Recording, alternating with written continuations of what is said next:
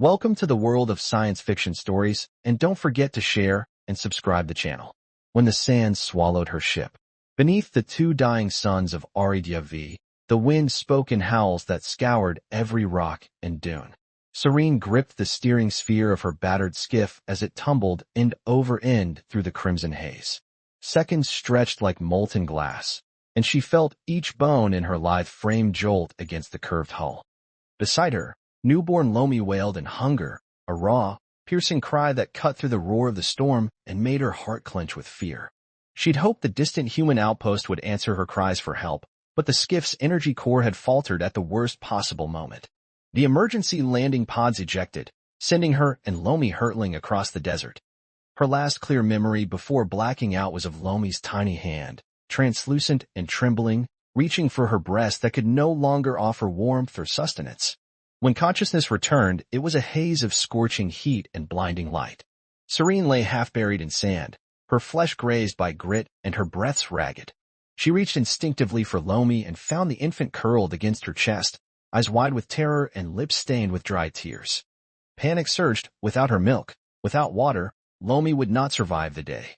She dragged herself upright, sweat burning along the silk of her skin.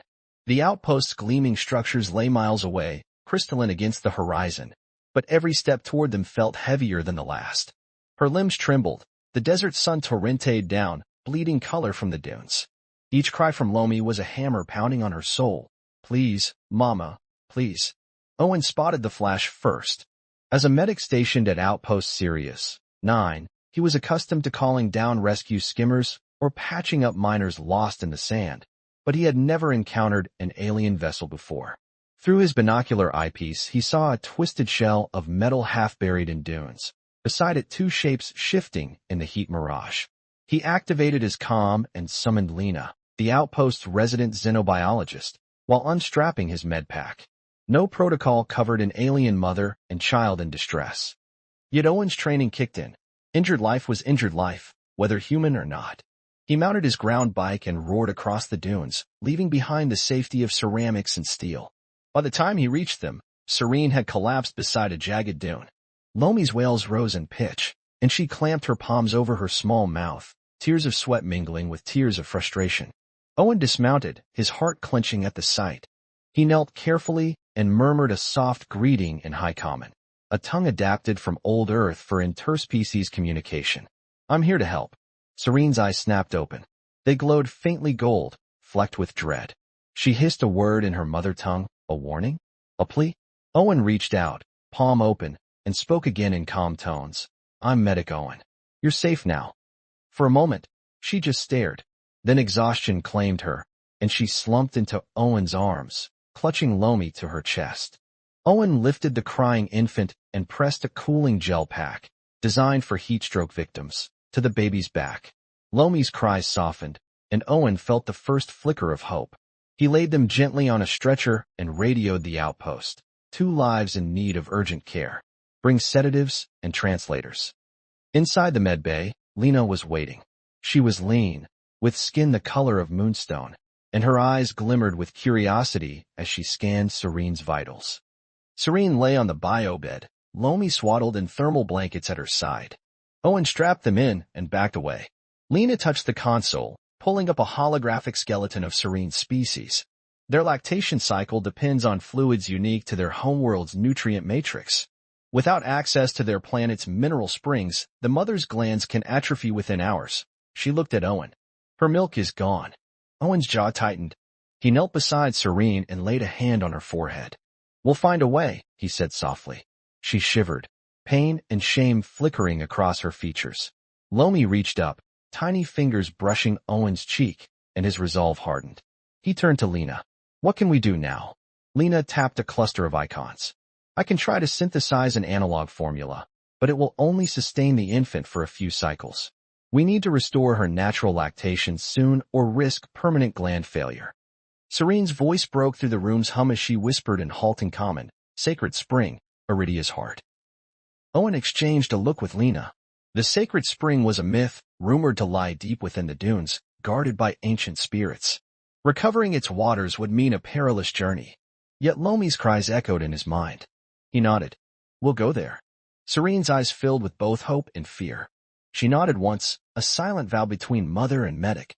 Outside, the desert wind carried her promise across endless sands. Inside, Owen already packed his gear for Dawn's departure. And so began their fragile alliance. A human medic, an alien mother whose milk had gone dry, and a newborn whose cries summoned them all into the heart of a desert legend. Whispers of knowing.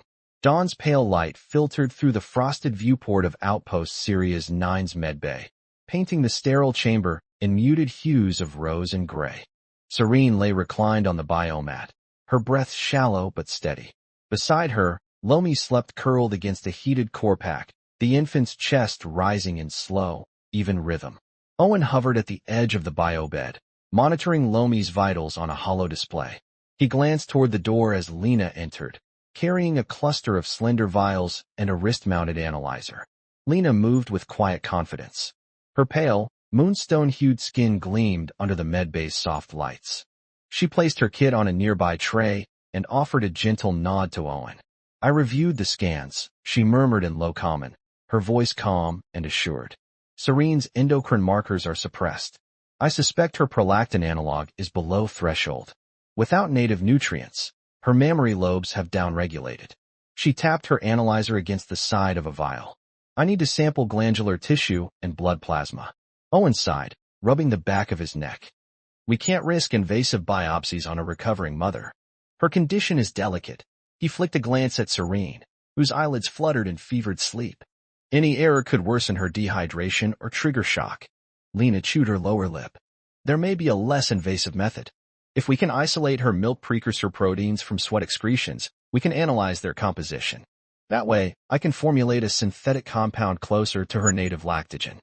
She paused, studying Owen's worried expression. "It's not perfect, but it could bridge until we restore her natural flow."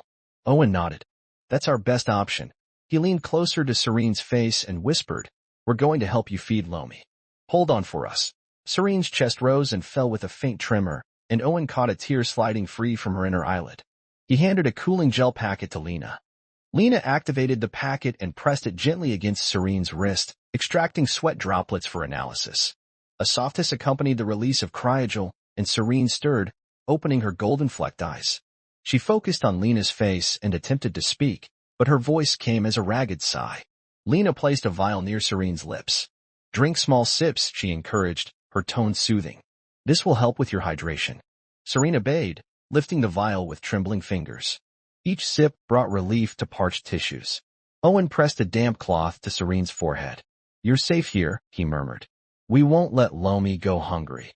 His words, though simple, carried deep reassurance. For a moment, Serene's tension eased, and she managed a faint nod. Within the hour, Lena had isolated the key proteins and recalibrated her portable synthesizer. She filled a feeding syringe with a pale amber fluid. Owen lifted Lomi, who cried at the unfamiliar warmth of the syringe's tip at her lips. Owen steadied the infant and administered the synthetic formula drop by drop. Lomi's crying slowed, then ceased, replaced by small gulps and a soft suckle. Owen exhaled in relief. "She's taking it." His smile was genuine but wary.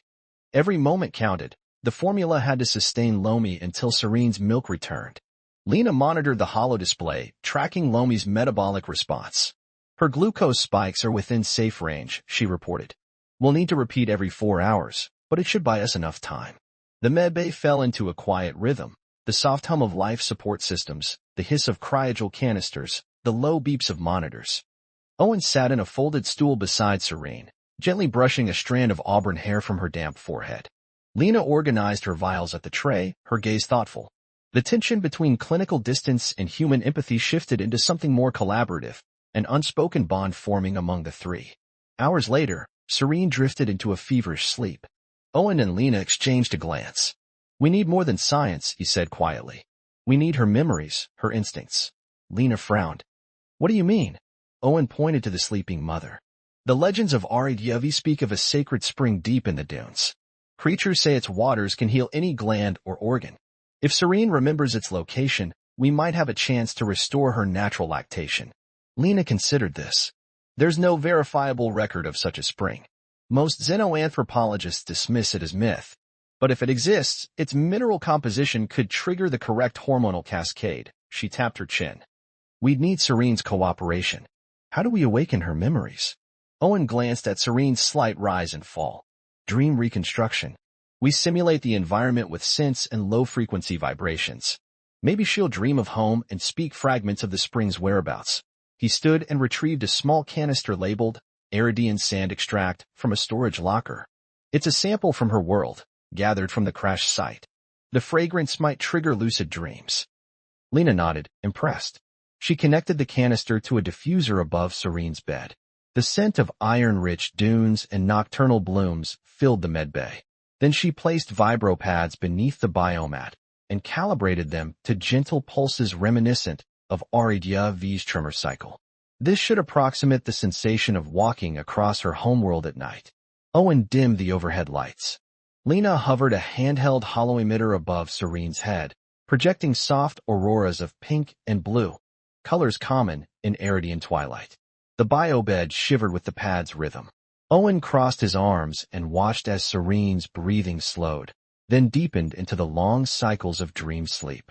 Minutes passed. Then Serene's lips parted.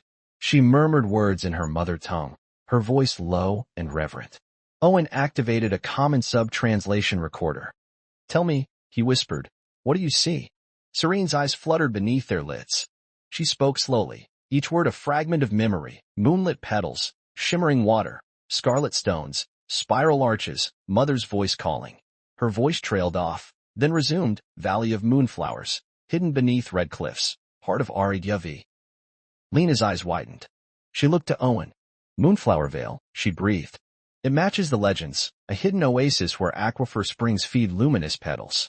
She retrieved her datapad and overlaid the crash site coordinates with scans of the region's subsurface waterways. Patterns emerged, faint but present. There's a chance the Vale is only a day's journey from here, through the eastern dunes. Owen gripped Lena's shoulder. We have our target. He turned back to Serene, whose dream-induced murmurs had ceased. Her chest rose and fell in deep sleep. Owen gently removed the diffuser canister and paused the vibropads. The medbay returned to stillness, broken only by monitors and the soft wheeze of filtered air. Lena recorded the session. We'll need to prepare for the expedition. Oxygen reserves, heat shielding, emergency mechits. She paused, then added softly, and rations for her and Lomi. We can't leave anything to chance. Owen nodded. I'll arrange transport at first light. He stood, slipping a hand into his utility belt to retrieve a small data crystal. He tapped it in his palm, inputting coordinates for the Vale based on Lena's triangulation. We'll wake her soon. She needs to know what awaits. Lena hesitated. Owen, do you think she can trust us? He glanced at the sleeping mother. I think trust is born in actions, not words. He pocketed the crystal. We'll stand by her. Whatever she needs, we'll provide. Outside the medbay, the desert sun climbed higher, its rays cresting the horizon. Within, an alien mother dreamed of sacred waters, guided by two humans who had chosen to believe in myth and hope. The bonds forged in that chamber would carry them across shifting dunes and through trials untold. And as Lomi stirred in her thermal bundle, the fragile promise of life pulsed silently at the heart of their alliance. Journey to Moonflower Vale. Before the first light of V's twin suns, Owen rumbled across the outpost tarmac alongside Torin, the cartographer, and Lena, who adjusted Lomi's heated pack in the skiff's cargo hold. Torin was a wiry man, his skin the color of polished mahogany, and his once pristine maps rolled into leather cylinders strapped to his back. His keen eyes reflected both excitement and worry. He had charted the superficial dunes of this region for years, but had never dared approach the forbidden eastern wastes where Moonflower Vale was whispered to lie. Serene slept fitfully in the passenger berth, clutching Lomi's swaddled form to her chest. Owen placed a cooling gel band around her forehead and spoke softly. You'll rest once we're on the move. She blinked awake, golden flecks in her pupils widening with gratitude and fear. Lena knelt beside her bench and offered a flask of rehydration gel. Sip slowly, she coaxed. Serene obeyed, her throat dry, eyes glistening with tears of hope. Lomi stirred, barely conscious but soothed by the thrum of the skiff's engine. With a final check of oxygen regulators and heat-shielding layers, Owen guided the vehicle beyond Sirius 9's perimeter. Dunes rippled ahead like ocean waves frozen in time. The skiff's repulsor lifts hummed, skimming inches above the sand. Torin traced a point on his holomap, whispering coordinates. We travel southeast 40 clicks to the canyon mouth. Beyond that, the valley will open. He tapped his console. Trust me, it lies hidden beneath windswept ridges. The early sun crept over the horizon, painting the sky in rose and amber.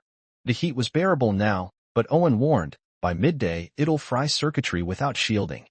He retracted reflective panels and activated a translucent canopy around the cockpit. Lena closed her visor, scanning readings of internal temperature. Serene adjusted Lomi's thermal wraps and murmured in her mother tongue, as if calming both infant and self. As they crossed the shifting flats, Torin pointed at distant silhouettes. Those are sandworms, semi-subterranean predators that burrow close to the surface. Their dorsal ridges can shred unshielded hulls.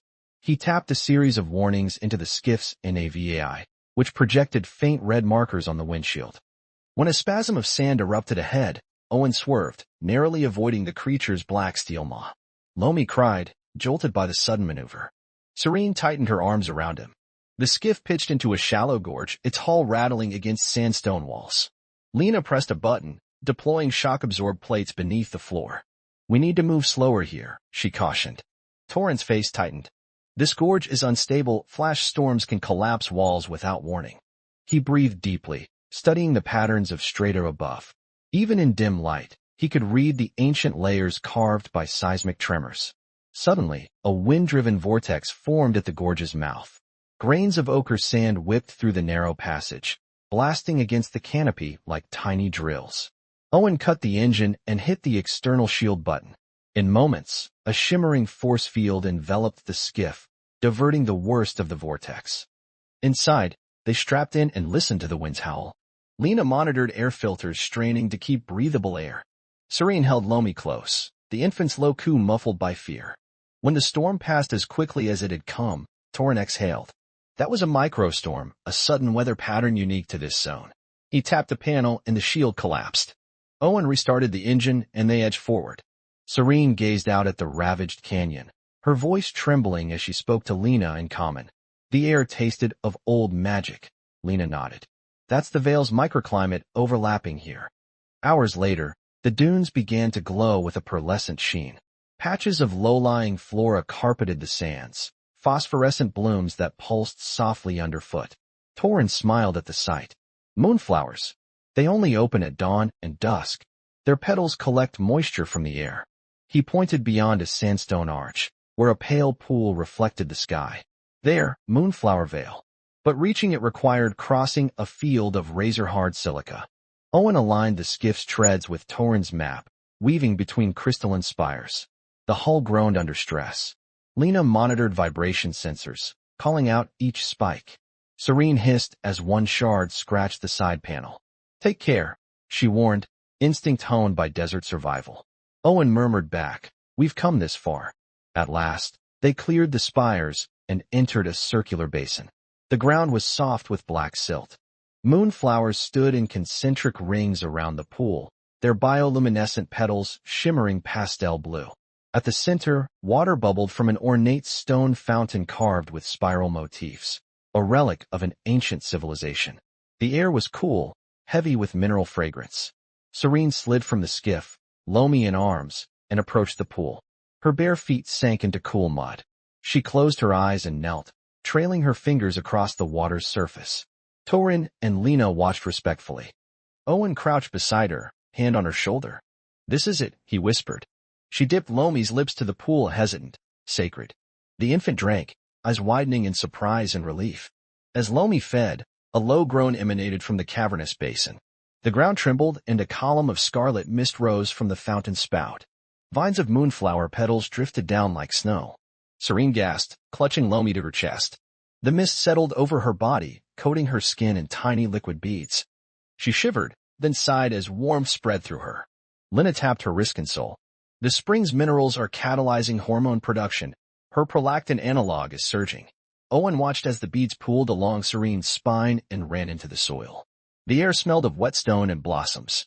Torin's eyes gleamed with wonder. The ancients built this place to harness the planet's lifeblood. Moments later, Serene felt a familiar ache in her chest. She placed a hand on her breast, eyes wide with disbelief. Owen offered a helping hand. With gentle coaxing, Serene lifted her tunic to reveal two swollen breasts glistening with fresh milk. She gasped, then cried out in joy. Owen stood and fetched a feeding tray from the skiff. He prepared Lomi, whose cries resumed in urgent anticipation. Serene settled onto a smooth rock beside the pool. Lomi latched immediately. His tiny body trembled as he drank deeply. Tears streamed down Serene's cheeks. Tears of relief, triumph, and love. Owen and Lena exchanged glances, hearts swelling at the sight. Torin knelt to gather a sample of the scarlet water, careful not to disturb the sacred fountain. As Lomi fed, the sun climbed higher, and moonflowers closed their petals until only their glowing cores remained. The vale fell quiet, save for the infant's suckle and the gentle burble of the spring. Serene cradled Lomi, her arms unsteady but strong. She looked at Owen, her voice choked. "Thank you for guiding me home." Owen knelt before her and pressed a hand to his heart. "Thank you for trusting us." Lena placed a reassuring hand on Serene's other shoulder. Torin rose and dusted sand from his sleeves. "We should collect more water and pack samples before we leave." He gestured to a set of canisters at the skiff's side. "This spring saved your milk, but its secrets could help many others." Serene nodded, still overcome with emotion. Lomi finished feeding and snuggled against her chest, sated at last. Owen helped lift both mother and child, careful not to startle the new life. Lena sealed the last vial of scarlet water. Torin rolled up his maps, adding a final notation: Moonflower Vale, Sacred Spring Rediscovered. They spent the afternoon cataloging flora and recording mineral analyses. Serene wandered among the flowers, breathing deeply. Her balance was restored, and with each step she felt renewed strength. As dusk approached, the vale glowed softly once more. Owen approached Serene and offered her a shawl woven from heat-regulating fibers. She draped it around her shoulders, eyes bright with gratitude. "We should head back," he said gently. "Night in the dunes can be treacherous." Serene embraced him, and then Torin and Lena in turn. Standing together at the edge of Moonflower Vale, the 5 souls, 2 humans, 1 alien mother, a newborn, and a cartographer, formed a single line against the widening dusk. Behind them, the sacred spring continued to bubble, a testament to ancient hope rediscovered. Ahead lay the journey home, fraught with danger, yet buoyed by triumph. And so, with silk petals drifting on the breeze and Lomi's quiet breath anchored to Serene's chest, they set their course back across the eastern wastes, each heart alight with the promise of new beginnings. Trial of the Scarlet Spring. The next morning, the sky above Moonflower Vale was hidden by low-hanging mist, as if the oasis itself exhaled a cautious warning. Serene gathered Lomi against her chest, his small body still strong from yesterday's miracle. Owen checked the skiff's reserves once more: water, cooled by moonflower petals, food rations for 3 days, and emergency masks. Lena secured her analyzer and inhaler kit, while Torin folded his maps and strapped them to his side. The moment was quiet, but each knew the silence would not last. The spirit rust had not revealed itself yet, and its trial awaited them deeper in the cavern. They retraced their steps to the outer rim of the vale, where a jagged fissure in the sandstone led to a narrow tunnel. Vines of phosphorescent petals clung above the entrance, brushing their heads like silent sentinels. Torin traced the carvings on the arch, spirals entwined with twin crescents, and whispered, "These glyphs speak of guardianship and passage. Beyond this lies the heart of the spring, but only those proven worthy may proceed." He pressed a palm to the stone, and the glyphs glowed faintly in response. Inside the tunnel, the air shifted. The cool, humid breath of the vale gave way to warm, stale currents. Slick walls glittered with mineral deposits, and every footstep echoed in long shadows. Serene pressed a fingertip to one wall, brushing a pattern of inlaid scarlet quartz. "This quartz channels the spring's lifeblood," she murmured. Lena knelt to inspect fractures releasing tendrils of pale steam. "These vapors are toxic in high concentrations. They'll test our resolve as well as our hearts." Owen held up a mask to Lena, who nodded and began calibrating the filters. Serene fitted Lomi into a sling at her back, then accepted her own mask from Owen. Torin paused at the shaft's midpoint and pointed upward. Faint light fell through a crack above, outlining an alcove carved with a single symbol, a mother cradling a child beneath a crescent moon. This is the first sign, he said. We must offer an oath here. Speak from the heart. Serene stepped forward, voice trembling but firm. She spoke in soft common, translated through Owen's comm unit. I pledge my life to nourish and protect my child, beyond any fear or trial. As her words faded, the masonry beneath the glyphs glowed a deep crimson. A low rumble vibrated under their boots, and a section of tunnel wall slid aside, revealing a wider chamber. Wisps of scarlet mist curled around its rim. Inside the chamber, an ancient basin stood atop a dais of black sandstone. Its lip was encrusted with quartz shards, and crimson water gleamed within, pulsing like a heartbeat. Around the basin, a ring of totems, stone idols shaped like guardians, watched in silent anticipation. Above, carved reliefs depicted mothers of old cradling infants, their eyes turned skyward. The atmosphere felt sacred, humbling. As they approached, the mist thickened. Lena coughed and tightened her filters. The vapors are heavier here. We must move swiftly. Torin unsealed a vial of neutralizing agent and began misting the entrance vents. Owen placed a hand on Serene's shoulder. Remember your vow? This spirit will not harm those pure of heart. Serene closed her eyes, centering herself on Lomi's gentle breaths. Without warning, the basin's water churned. The scarlet mist coalesced into a shifting form, tall, graceful, with features half human and half crystalline. Its eyes glowed like garnets. It spoke in a voice that resonated within their chests. I am Russ, guardian of the Scarlet Spring. None may drink from this basin without earning its blessing. Each word echoed as though spoken from deep within the earth. Owen stepped forward. We seek only to repay a debt of life. Serene's milk was restored by this spring. We carry her child, whose survival depends on your grace. Russ's gaze shifted to Lomi, who stirred in his mother's sling. The spirit extended a translucent hand, from which droplets of blood-red fluid dripped. To prove devotion, the mother must relinquish that which she cherishes most. Lay the child upon the dais, that I may see if her bond is unbreakable. Serene recoiled, tears brimming. No, I cannot, she whispered, voice cracking. Owen and Lena flanked her. Lena murmured, it's symbolic. Russ will not harm Lomi, but the act must demonstrate trust. Owen added gently, you promise no fear. Remember, Serene stared at the dais, heart pounding. Every instinct screamed against placing Lomi alone. Yet the spirit's challenge stood between them, and the deeper springs needed to save countless others. With shaking limbs, Serene knelt and, eyes brimming, laid Lomi upon the cold sandstone. The infant's cheeks flushed, but he did not cry. Lena hovered, ready to catch him. Owen placed a comforting hand on Serene's back. The spirit watched in silence. Moisture dripped from the ceiling, and hazy fumes curled around Lomi's tiny form. Serene clenched her fists, feeling panic claw at her throat. I trust you, guardian, she said, voice raw. For a heartbeat, nothing happened. Then the dais glowed where Lomi lay.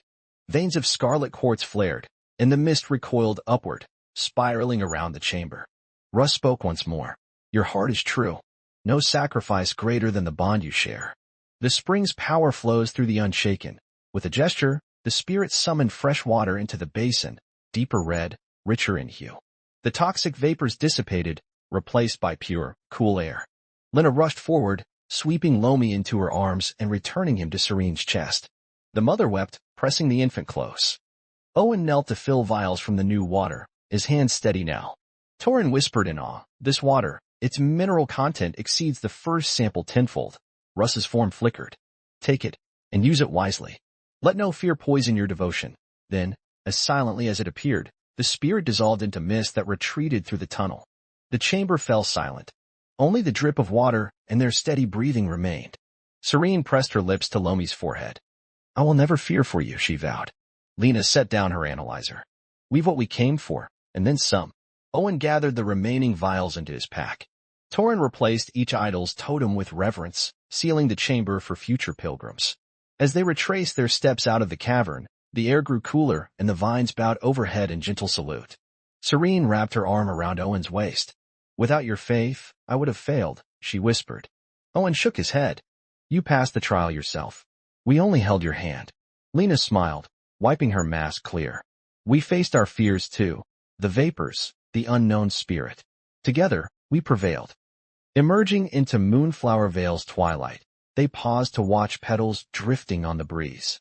The basin's water no longer pulsed above ground, but its echo lingered in their hearts. Torin unrolled a new map and marked the cavern's location as Sanctum of Rus. He looked at each of them. The path home is clear. With Lomi nestled safely and their vials secured, they returned to the skiff. As engines hummed, Serene gazed back at the veil, its secrets held once more in protective silence. Somewhere deep in Ari-Dyavi, the Scarlet Spring's power awaited those brave enough to seek it, and pure enough to prove their devotion. The journey back would test them again. But with the trial behind them and the bond of trust stronger than ever, they were ready to face whatever lay beyond the dunes. Milk of the Stars. As the first pale glow of Ari-Dyavi's dawn crept over the eastern horizon, the skiff's engines hummed a steady rhythm beneath the rattling canopy. Serene sat at the bow cradling Lomi, whose breaths were calm, and even after days of hunger and peril. Owen double-checked the final vials of Scarlet Spring water, their deep crimson hue a stark contrast against the desert's muted palette. Lena adjusted the analyzer's sensors and gave Torin a nod, signaling that all biocontainment seals were secure. Torin folded his map one last time, pushing it into a weatherproof pouch. Outside, dunes rippled like frozen waves, and the morning wind carried the faint scent of moonflowers. Even the barest hint of that floral trace seemed to hum with life. Within the skiff, the soft beeping of life support monitors formed a gentle backdrop to the crew's low murmurs. Serene brushed a lock of sandy hair from her face and closed her eyes for a moment, tasting the cool air that still bore the veil's lingering moisture. Lomi stirred, reaching toward her chest, and she offered him a soft hum that resonated with relief and newfound strength. Owen watched them in silence, recalling how precariously their journey began. Lena placed a hand on his arm and whispered, "We've come far, but the hardest trials are behind us." Owen nodded, his gaze fixed on the horizon. The quiet camaraderie among them was a balm after the tunnel's oppressive gloom. Each had faced their own test, the mother in fear, the infant in hunger, Owen in doubt, Lena in science, Torin in cartography. None had broken, and now they traveled home as something more than researcher, guardian, or guide, a small, improbable family. As they settled into a measured pace across the dunes, Lena reviewed the distribution plan for the Scarlet Water. She spoke quietly into her calm, describing calibration protocols that would allow the spring's mineral blend to integrate with human biology safely. Torin plotted a course that avoided known sandworm nesting grounds and minimized exposure to microstorms. Owen double-checked his medkit and sterile feeding syringes, ensuring Lomi's next meals would sustain her strength until they reached the next outpost. Serene listened and offered her insight on dune formations, her instincts sharpened by years surviving Ari-Dyavi's harshest climbs. She pointed toward a distant ridge and recalled a hidden oasis once noted in her grandmother's lullaby. Torin cross-referenced his map and smiled at her memory's precision. The sun climbed, and the skiff's canopy filtered scorching rays into a safe glow inside. Outside, the desert roiled with heat and shifting sands, but within their mobile sanctuary, they found a fragile peace. Lomi slipped from one half-awake doze to another, her small body growing stronger with each feeding. Owen gently cradled her for one shift, then passed her to Serene while he steered. Lena tapped the analyzer's screen and confirmed that the spring water was already enhancing Serene's physiology. Her energy markers had stabilized and her hydration levels were optimal. A soft cheer rose in her voice, audible even beneath her mask. Torin laughed, a sound he hadn't dared before the trial. "We have proof," he said. "What was legend is now life." For a moment, time felt as fluid as the spring water they carried, binding them across species and culture. In that shared moment, fear dissolved into purpose. Midday brought the promise of calm, but the desert has its own designs. A towering wall of ochre dust loomed on the horizon, advancing like an animate mountain. Torin's voice crackled over the calm. "We need shields up. Now." Owen hit the console and activated the skiff's repulsor shields. Lena secured Lomi against Serene's chest, wrapping her arms around the child like a shield of flesh. The wind erupted, slamming the vehicle with blistering force. Sand penetrated every seam, rattling instruments and obscuring visibility. Inside, alarms blared as filters struggled to purge abrasive particles. Owen guided the skiff into a narrow defile between two ridges, using the terrain as natural armor. The metal hull groaned under pressure, and lines flickered on the hollow display. Lena monitored the strain. "We have gusts exceeding 200 kilometers per hour. Serene's voice was steady as she murmured lullabies in her mother tongue to soothe Lomi's widened eyes. Torin recalibrated the skiff's thrusters, punching the repulsor output to maximum. The shields pulsed red, sapping energy but holding fast against the storm's onslaught. Minute by minute, they inched forward, the wind's roar a relentless tide. Finally, at the storm's edge, the shields flickered one last time before blinking off. Silence descended, broken only by Lomi's soft whimper, quickly soothed by Serene's gentle hum. As the last grains of sand cascaded from the canopy, Owen patted Serene's shoulder. They realized that no challenge, however fierce, could sever the ties they had woven.